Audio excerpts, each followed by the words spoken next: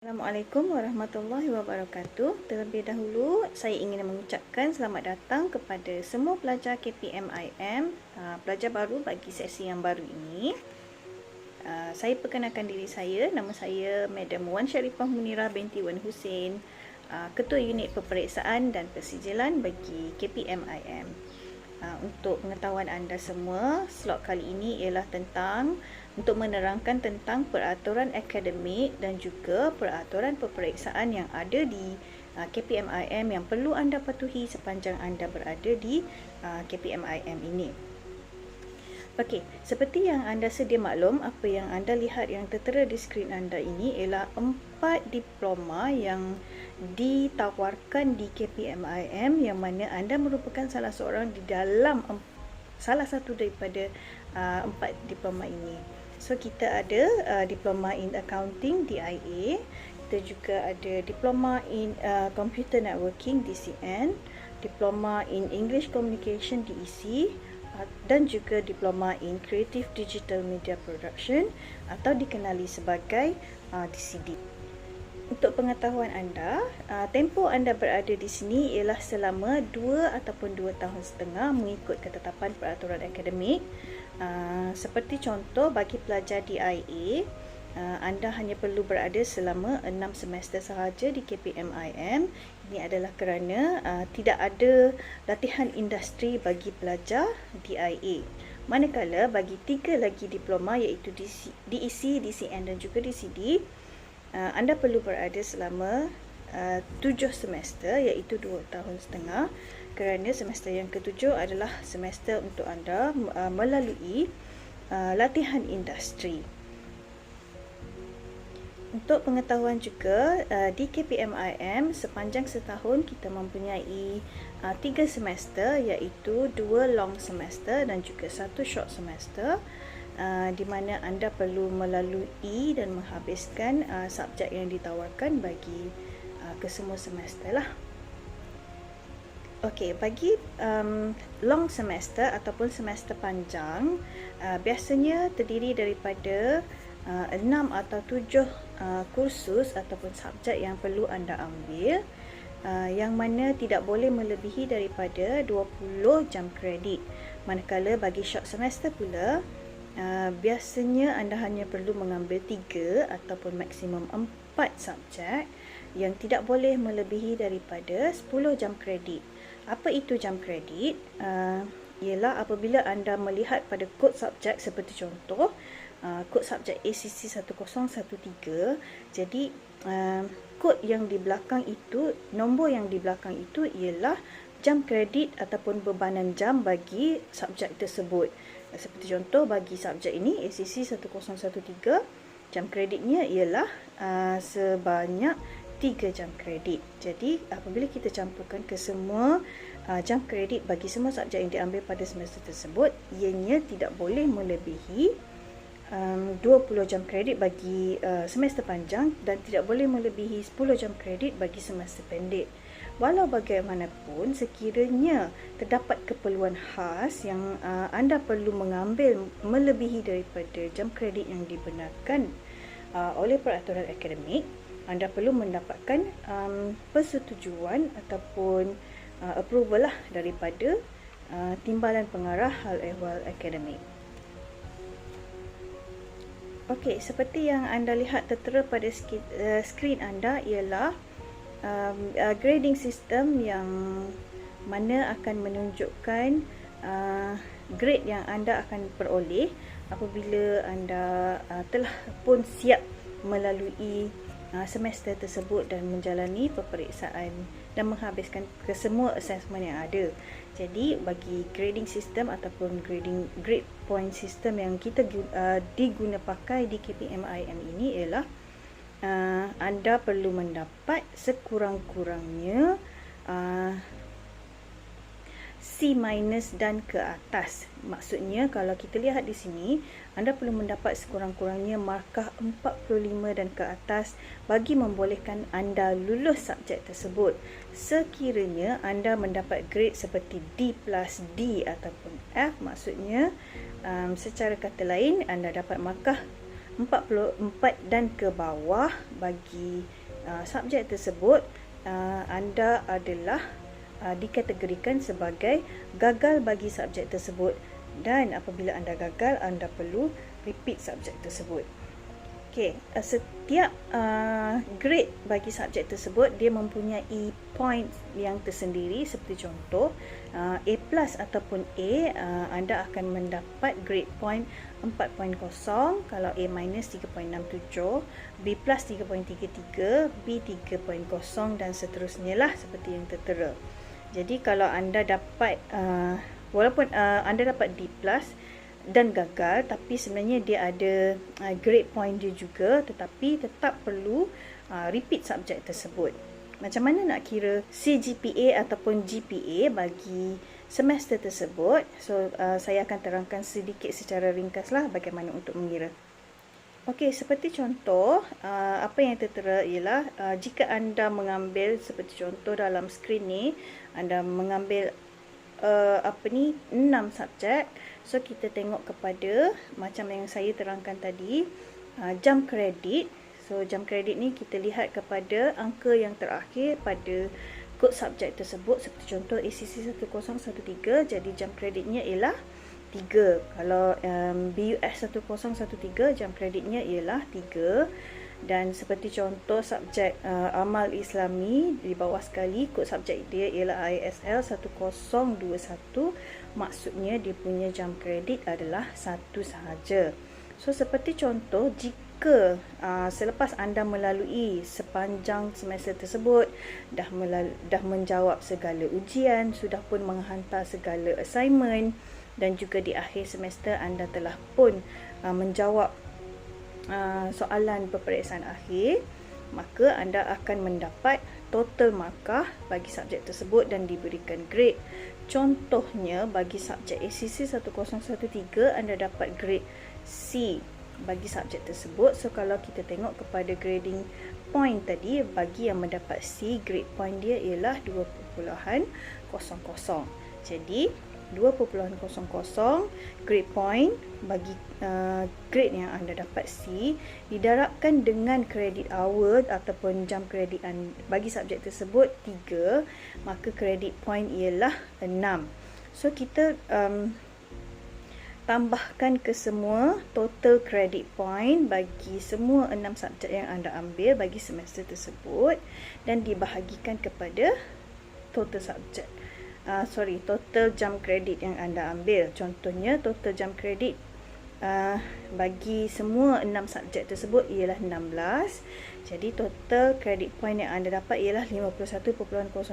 Jadi 51.01 dibahagi dengan 16 jam kredit, maksudnya bagi semester ini GPA anda ialah 3.19.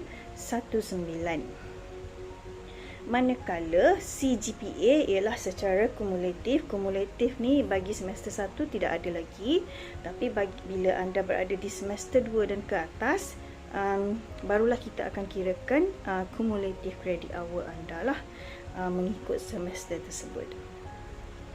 Okey, seperti contoh bagi semester 2 pula, anda telah melalui ke semua ujian dan juga assignment dan juga peperiksaan akhir, dan anda telah mendapat result anda. Seperti contoh grade anda B+, B, C+, dan sebagainya. Seperti contoh bagi semester 2, jumlah jam kredit yang anda ambil ialah 17, dan jumlah kredit point anda ialah 52.65. Maka kita bahagikan 52.65 tersebut dibahagi dengan 17. So itulah anda punya GPA bagi semester 2. Tapi untuk mengira CGPA, kita perlu kira daripada semester 1 pula. So calculation daripada semester 1 tadi, 51.01 bagi credit point semester 1, dan juga 52.65 credit point bagi semester 2 kita tambahkan. Kemudian kita tambahkan dengan bebanan credit hour tadi, masa semester 1 16, masa semester 2 17. jumlah tersebut barulah dibahagikan seperti contoh yang tertera di skrin lah. 103.66 dibahagikan jumlah kredit awal bagi 2 semester tersebut 33, maka anda punya CGPA bagi semester 1 dan semester 2 ialah 3.14. Begitulah seterusnya apabila anda naik ke semester 3, semester 4. So, kesemua jumlah tersebut akan dibahagikan dengan total jumlah kredit awal yang anda ambil. Okey, sekiranya anda telah melalui semua sehingga semester 6 dan itu merupakan semester akhir bagi diploma anda, tetapi anda tidak dapat mencapai syarat yang ditetapkan, anda boleh ataupun dibenarkan untuk mengambil peperiksaan yang dinamakan sebagai supplementary exam. So, supplementary exam ni ataupun kita panggil sub paper, ia adalah untuk membantu anda untuk membaiki anda punya CGPA. Itu pun bergantung kepada syarat-syarat yang ditetapkan lah. Dan anda hanya boleh mengambil peperiksaan ulangan atau sub paper bagi subjek yang fail sahaja. Kalau contoh anda mendapat A bagi kalau contoh anda mendapat B bagi subjek tersebut dan anda rasa ingin membaiki grade, itu adalah tidak dibenarkan, kecuali bagi anda sudah berada di semester akhir dan subjek yang anda ambil pada semester akhir tersebut ialah D ataupun F dan anda ingin membaiki untuk mengelakkan anda daripada extend satu semester, so anda dibenarkan untuk mengambil peperiksaan supplementary exam.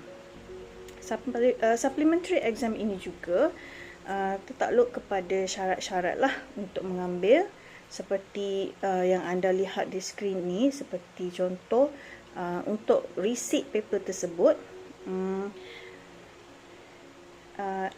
mana-mana sahaja paper yang anda fail ataupun tidak boleh melebihi daripada 2 kali untuk receipt bagi subjek tersebut, dan dengan syarat grade bagi subjek yang ingin diambil peperiksaan supplementary ialah D ataupun F dan anda fail bagi subjek tersebut, maka anda dibenarkan untuk receipt paper tersebut. Ataupun sekiranya anda tidak dapat menduduki peperiksaan akhir, ini tidak tertakluk pada semester yang paling last lah. Ya, sekiranya pada semester 2, semester 3, semester 4, anda pada hari peperiksaan tersebut anda tidak dapat menduduki peperiksaan akhir kerana anda, seperti contoh, anda dimasukkan ke ward kerana sakit ataupun tidak boleh hadir kerana mendapat jangkitan yang sangat serius yang sekiranya anda berada di tempat awam, dia akan menjangkitkan kepada orang lain. So, anda juga dibenarkan untuk mengambil peperiksaan supplementary paper. Tapi untuk bagi subjek lain, anda perlu meneruskan mengambil subjek tersebutlah, peperiksaan bagi subjek lain. Dan bagi subjek yang anda tidak dapat hadir peperiksaan akhir tersebut, dia akan dicatatkan dalam slip exam anda sebagai TL. Status TL adalah status yang tidak lengkap, yang mana ini tidak menunjukkan bahawa anda fail subjek tersebut. So, anda boleh mengambil peperiksaan supplementary bagi subjek tersebut di minggu pertama next semester. Okey, bagi mana-mana subjek yang anda gagal bagi dalam peperiksaan ataupun jumlah markah yang anda dapat bagi subjek tersebut sangat tidak memuaskan, yang mana anda cuma mendapat grade D dan ke bawah, anda perlu repeat paper tersebut. So, dia adalah bergantung kepada syarat lah. Anda tidak boleh repeat banyak kali. So, syaratnya ialah anda hanya dibenarkan untuk repeat 2 kali sahaja dan tidak boleh lebih daripada jumlah yang dibenarkan. Sekiranya kali ketiga anda mengambil subjek tersebut dan masih lagi fail bagi subjek tersebut, so secara automatik anda akan berstatus ditamatkan pengajian kerana telah fail 3 kali berturut-turut. Bagi subjek prerequisite pula, prasyarat, anda perlu mengambil subjek yang prasyarat terlebih dahulu. Kemudian semester berikutnya barulah anda dibenarkan untuk mengambil subjek yang seterusnya. Seperti contoh bagi DIA, subjek prasyarat adalah seperti Financial Accounting 1. Dia ada sehingga subjek Financial Accounting 5. So sekiranya contoh di semester 2 anda gagal subjek Financial Accounting 2, jadi bila anda naik semester 3 anda tidak boleh mengambil Financial Accounting 3. So anda perlu repeat Financial Accounting 2 terlebih dahulu sebelum anda mengambil Financial Accounting 3 di semester yang berikutnya. So bagi subjek prasyarat ni dia agak ketat sikit peraturannya. Anda tidak boleh sewenang-wenangnya mengambil 2 subjek prasyarat dalam satu semester. Bagi pendaftaran subjek pula, sekiranya anda telah pun mendaftar bagi subjek tersebut dan kemudiannya anda telah berjumpa dengan penasihat homeroom anda ataupun penasihat akademik dan dinasihatkan untuk drop subjek tersebut, ataupun apabila anda mendaftar didapati bahawa subjek anda tidak mencukupi dan perlu menambah subjek, maka anda diberikan tempoh masa seminggu ataupun 7 hari dari tarikh pendaftaran akademik untuk mengisi borang add drop. Borang add drop ni boleh didapati daripada pihak UPT dan kemudian mesti mendapat kelulusan daripada penasihat akademik anda, ataupun kat sini kita namakan dia sebagai mentor lah. Okay. Satu lagi ialah sekiranya anda telah mengambil subjek tersebut dan anda dapati bahawa anda tidak dapat meneruskan subjek tersebut bagi semester itu, seperti contoh anda dah melalui 4 minggu dan rasa tidak boleh nak carry subjek tersebut dan anda rasa ianya terlalu berat dan terlalu membebankan, so anda dibenarkan untuk withdraw subjek tersebut. Withdrawal subjek ini hanya dibenarkan sehingga minggu ke-6 bagi instruction week, so tidak boleh lebih daripada minggu yang ke-6 dan dengan syarat telah mendapat kelulusan daripada Timbalan Pengarah Hal-Ehwal Akademik. Okay. Sekiranya bagi subjek yang lulus ataupun gagal, kesemuanya akan direkodkan di dalam sistem CGPA anda lah. Okay. Sekiranya anda mempunyai masalah seperti masalah kesihatan ataupun masalah-masalah lain yang membolehkan anda tidak dapat meneruskan pengajian pada semester tersebut, anda perlu konsult terlebih dahulu dengan kaunselor dan juga anda perlu mendapat nasihat daripada ketua jabatan dan juga mentor anda. So anda dibenarkan untuk menangguhkan pengajian bagi semester tersebut dan extend semester. So bagi pelajar ataupun sekiranya anda terlalu kerap gagal subjek dan perlu repeat subjek yang menyebabkan anda terpaksa mengambil subjek-subjek yang masih lagi belum dihabiskan sebelum pergi ke latihan industri, anda adalah dikira sebagai pelajar yang extend. Bagi pelajar extend, anda hanya dibenarkan untuk extend selama maksimum 2 semester sahaja dan tidak boleh lebih daripada 2 semester. Sebagai contoh, bagi pelajar DEC yang mempunyai latihan industri, bila anda berada di semester ke-7, sepatutnya anda pergi ke latihan industri, tapi masih ada lagi subjek yang belum dihabiskan, so anda perlu menghabiskan subjek tersebut, mengambil subjek tersebut Dan pada semester ke-8 ataupun semester paling lewat semester ke-9, anda perlu pergi ke latihan industri dan tidak boleh lebih. Sekiranya masih terlalu banyak subjek yang belum dihabiskan, so anda akan ditamatkan pengajian kerana tidak dapat menghabiskan semester yang ditetapkan. Bagi pelajar extend ini, anda tidak akan dapat menerima allowance seperti yang anda terimalah, dan setiap credit hour yang di extend itu anda perlu membayar, ataupun subjek yang repeat tersebut anda perlu membayar RM50 bagi setiap subjek yang repeat. Okey, sekiranya anda telah pun mendapat result bagi peperiksaan tersebut, perhatikan pada CGPA ataupun GPA anda. Bagi CGPA yang melebihi 2.0 dan ke atas, statusnya adalah memuaskanlah, satisfactory, dan anda layak untuk meneruskan pengajian. Manakala bagi unsatisfactory performance pula adalah pelajar yang mendapat CGPA di bawah 2.0. Anda dikira sebagai pelajar yang meneruskan pengajian bersyarat. Bersyarat ni maksudnya anda perlu pastikan bagi semester hadapan anda tidak lagi berada di dalam golongan pelajar yang mendapat CGPA di bawah 2.0. Bagi pelajar yang meneruskan pengajian bersyarat ni ataupun academic probation, jika anda mendapat CGPA 1.33 sehingga 1.99 bagi 2 semester berturut-turut, so make sure anda tingkatkan performance dan naikkan anda punya CGPA.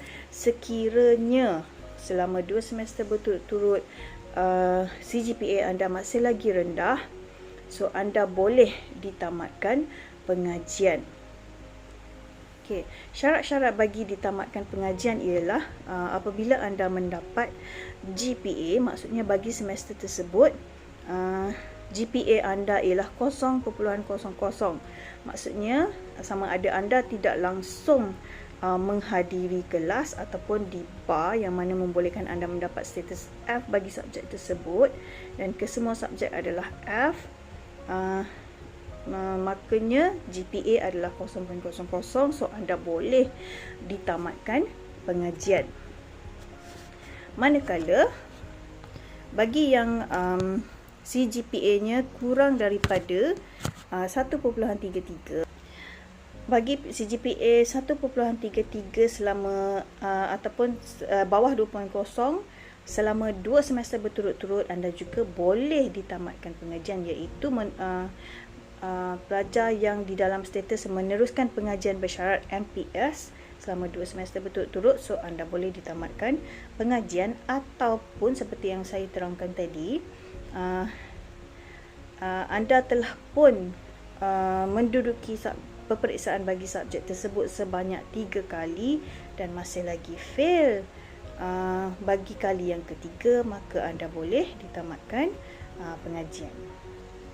Sekiranya anda telah pun mendapat result bagi subjek anda dan anda tidak berpuas hati dengan result yang anda dapati, anda rasa seperti telah pun membuat yang terbaik dan anda rasa anda layak mendapat lebih daripada apa yang anda dapat markah bagi subjek tersebut, so anda dibenarkan untuk membuat rayuan untuk proses remarking bagi answer script peperiksaan anda.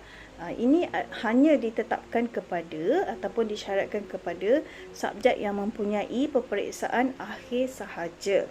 So, apabila anda ingin membuat rayuan untuk proses remarking, anda perlu mendapatkan borang daripada pihak UPP, pihak unit peperiksaan dan persijilan, dan juga menghantar borang tersebut kepada saya dalam tempoh 5 hari bekerja sahaja selepas result dirilis. Walau bagaimanapun, setiap permohonan untuk remarking bagi setiap paper, anda perlu membayar RM50. Bagi peperiksaan akhir pula, kehadiran adalah sangat penting, yang mana apabila anda perlu memenuhi syarat-syarat kehadiran seperti yang ditetapkan oleh unit jawatan kuasa disiplin, iaitu anda perlu menghadiri kelas sebanyak 90% dan hanya 10% sahaja dibenarkan untuk ketidakhadiran yang mempunyai MC. Okay, bagi pelajar yang tidak menepati syarat ini, anda boleh dibar daripada menduduki peperiksaan akhir, yang mana ini akan menyebabkan anda mendapat secara automatik mendapat grade F dan perlu repeat bagi subjek tersebut lah. Begitu juga dengan peperiksaan akhir ataupun assignment yang perlu anda hantar, adalah diingatkan bahawa plagiarism ataupun kegiatan plagiat ataupun cheating adalah sangat-sangat tidak dibenarkan dan boleh dikenakan hukuman yang sangat berat. Jadi sekiranya seperti contoh ada cubaan membawa nota ke dalam dewan peperiksaan ataupun cubaan meniru ataupun menggunakan smartphone sewaktu peperiksaan secara curi-curi sehingga menyebabkan anda dikenakan tindakan disiplin, iaitu cubaan meniru ataupun plagiarism, makanya secara automatik anda akan mendapat grade F yang diputuskan oleh jawatan kuasa disiplin.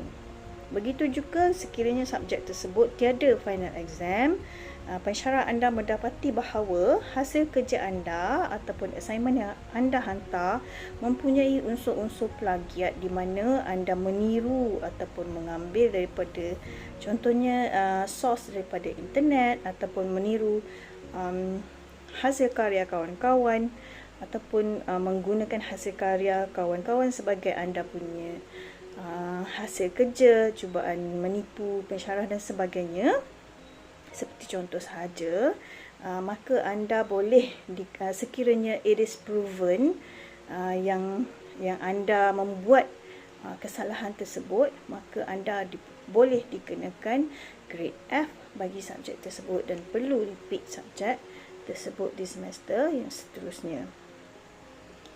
Okey, tidak semua perkara yang buruk akan berlaku bagi peperiksaan ataupun dalam sesuatu semester. Walau bagaimanapun, sekiranya anda cemerlang, anda akan diberikan penghargaan. Jadinya di KPMIM ataupun MARA terdapat beberapa anugerah yang akan diberikan kepada anda sekiranya anda sangat cemerlang di dalam akademik. Ini perkara yang sangat-sangat dinantikan oleh semua pelajar, kan? Bagi keseluruhan, anugerah keseluruhan, maksudnya sepanjang anda berada di college di KPMIM dan result anda adalah cemerlang, anda mendapat CGPA 3.75 dan ke atas sehingga semester 6 ataupun semester 7, anda boleh diberikan anugerah MARA Outstanding Performance Award ataupun dipanggil sebagai MOPA. Jadi di hari graduasi anda, hari konvo nanti, anda akan naik ke pentas dan tergolong di dalam pelajar yang mendapat MOPA ataupun MARA Outstanding Performance Award.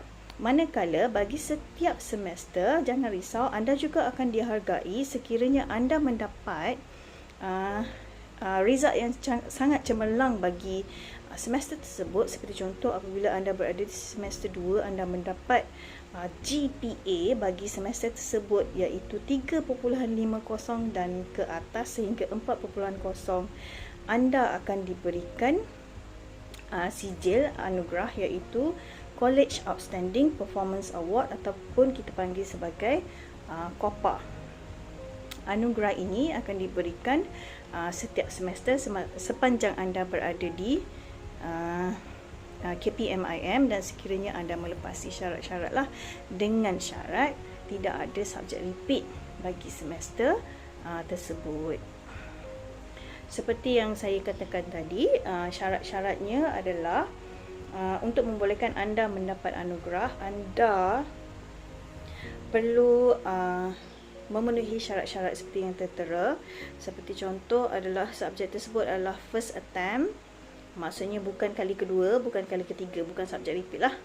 Dan juga tidak ada mana-mana subjek, seperti contoh di dalam out of 6 subjek yang anda ambil tu, tidak ada salah satunya mempunyai grade yang tidak lengkap sebab anda tidak dapat hadir peperiksaan atau sebagainya, maka anda layak mendapat anugerah COPA.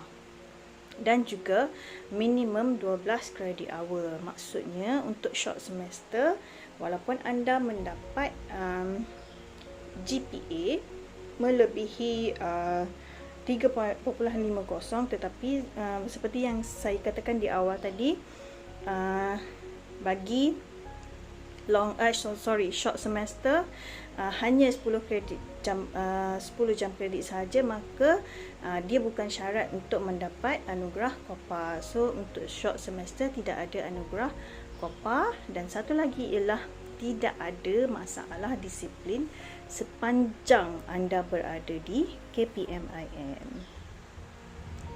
Slip keputusan peperiksaan akan diberikan kepada anda selepas peperiksaan akhir ataupun selepas result dirilis di website. Slip peperiksaan akan diisukan kepada anda lah selepas mendapat keputusan dan kelulusan daripada ahli mesyuarat senat. So anda, penasihat homeroom anda ataupun mentor anda akan memberikan slip keputusan kepada anda. Kemudian apabila anda tamat pengajian di KPMIM, anda akan diberikan sijil transkrip yang mengandungi kesemua keputusan daripada semester 1 sehingga semester akhir anda berada di KPMIM. Dan transkrip ini sangat penting untuk anda gunakan apabila anda ingin melalui proses yang berikutnya di dalam hidup lah. Seperti contoh nak menyambung pengajian ataupun nak apply untuk bekerja. Dan kemudian diploma akan diberikan kepada anda pada hari convocation. Okey, walau bagaimanapun sekiranya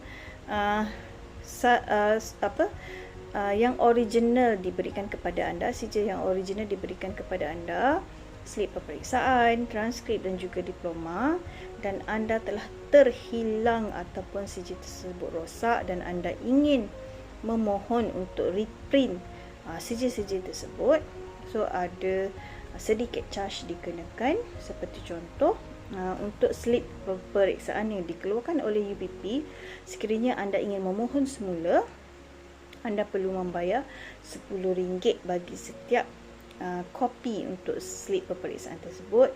Ataupun sekiranya transkrip asal yang original yang diberikan kepada anda hilang ataupun rosak dan anda ingin memohon untuk print semula, so anda perlu membayar RM50 bagi transkrip dan juga RM100 bagi diploma yang telah rosak ataupun hilang sekiranya anda perlu request untuk reprint lah daripada pihak UPP.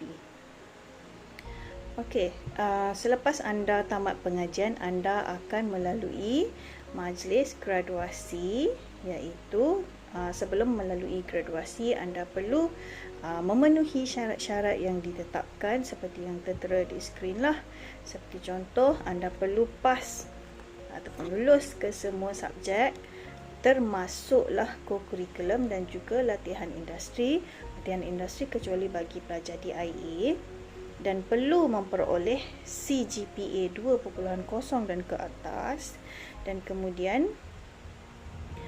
completekan semua credit hour. Seperti contoh, maximum credit hour bagi DIA contohnya 91, so anda perlu memenuhi kesemua credit hour tersebut dan mendapatkan kelulusan daripada ahli mesyuarat senat. Okey. Anda sekarang ini berada di semester 1 dan telah pun actually secara by default telah pun diberikan subjek-subjek yang perlu anda lalui bagi semester ini.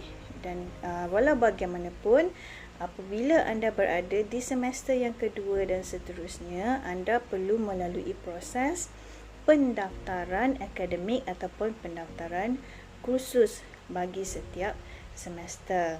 Jadi bagi setiap semester ada tarikh dan juga tempoh yang dibenarkan untuk proses pendaftaran akademik, dan sekiranya anda terlewat untuk mendaftar dari tempoh yang dibenarkan, denda akan dikenakan. Seperti contoh, mengikut peraturan akademik, pada hari pertama anda lewat, ataupun contoh sehari lewat bagi pendaftaran akademik, anda boleh dikenakan denda sebanyak RM50 dan RM10 bagi hari yang berikutnya. Jadi pastikan apabila diarahkan untuk membuat pendaftaran akademik, pendaftaran subjek bagi semester yang seterusnya, anda lakukan di dalam tempoh yang dibenarkan. Okey, diharapkan bahawa semua pelajar dapat memenuhi dan juga mematuhi peraturan akademik yang ditetapkan bagi sepanjang tempoh pelajar berada di sini di KPMIM, dan juga tidak melakukan kesalahan-kesalahan akademik lah. Sekiranya anda terdapat anda ada persoalan ataupun pertanyaan, anda boleh terus menghubungi penasihat akademik iaitu mentor, ataupun terus bertanya pihak unit peperiksaan untuk keterangan lanjut. Jadi diharapkan sepanjang semester ataupun sepanjang keberadaan di KPMIM, semua pelajar dapat melalui cabaran belajar di KPMIM dengan bagus dan juga memperolehi result yang cemerlang. Tetapkan dalam diri anda bahawa anda ingin melakukan kesemua ni untuk mengubah hidup dan juga supaya kita, ibu dan bapa kita berbangga dengan apa yang kita lalui di sini, insya-Allah. Jadi jika anda mempunyai masalah, jangan malu-malu untuk bertanya unit peperiksaan dan persijilan. Okey, saya rasa itu saja taklimat bagi akademik dan peraturan peperiksaan untuk kali ini. So, semoga berjumpa lagi. Assalamualaikum warahmatullahi wabarakatuh.